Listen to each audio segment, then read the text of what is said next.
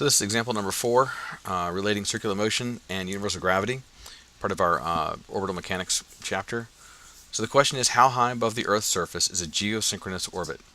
So first thing we need to do is talk about a geosynchronous orbit. A couple of different types of orbits. Here's one of the orbit types. Our Iridium satellite phone system has about all these satellites in orbit about 485 miles above the Earth's surface. And they are in polar orbits, so they all go across the poles on the planet, and that's higher than the space shuttle or the space station.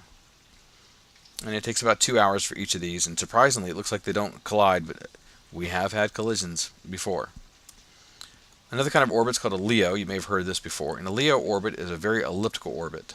So when it goes out, it's very slow, and that's when it's used, and then when it comes back, it whips around quickly to the Earth. The length of time of this orbit varies, but it's not going to be 24 hours, and that's what's important here. And then finally we get to the orbit that we're interested in, and that's a geosynchronous orbit. And it's one where the satellite is above the same piece of geography, get it, geo, same piece of geography all the time. So you can see that same spot is highlighted by the satellite. If you have any kind of dish TV, for example, that dish points in one direction, and it points straight up to a satellite that's always above the same point on the Earth's surface. And these satellites take 24 hours to go around the Earth. And the question is, how high above the Earth is one of these satellites that takes 24 hours to go around the Earth?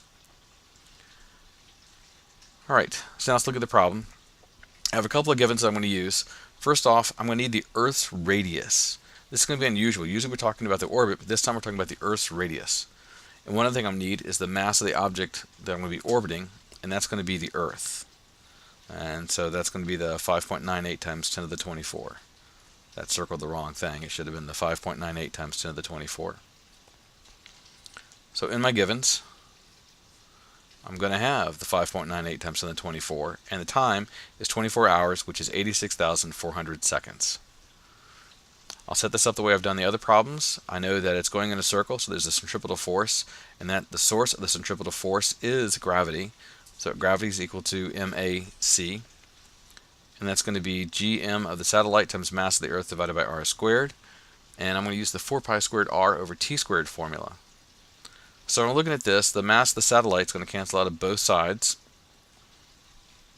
And then it's going to give me the gm over r squared equals 4 pi squared r over t squared. And then I'll solve that for r.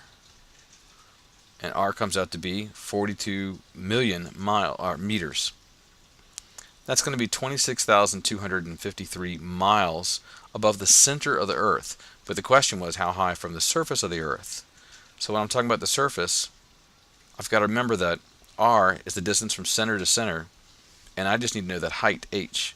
So I have to subtract out the diameter, or sorry, the radius of the Earth, which is about 4,000 miles. Actually, it's 3,950 miles. And when I subtract it out, I get about 23,303 miles from the surface. Now, in terms of the formula, there's one thing I didn't mention was I have a couple choices for choosing for the centripetal force. I chose the 4 pi squared r over t squared because when I'm looking at the givens, I have t and I have r is one of the things I'm looking for. So that guided me to looking for that particular equation as opposed to the other for centripetal acceleration.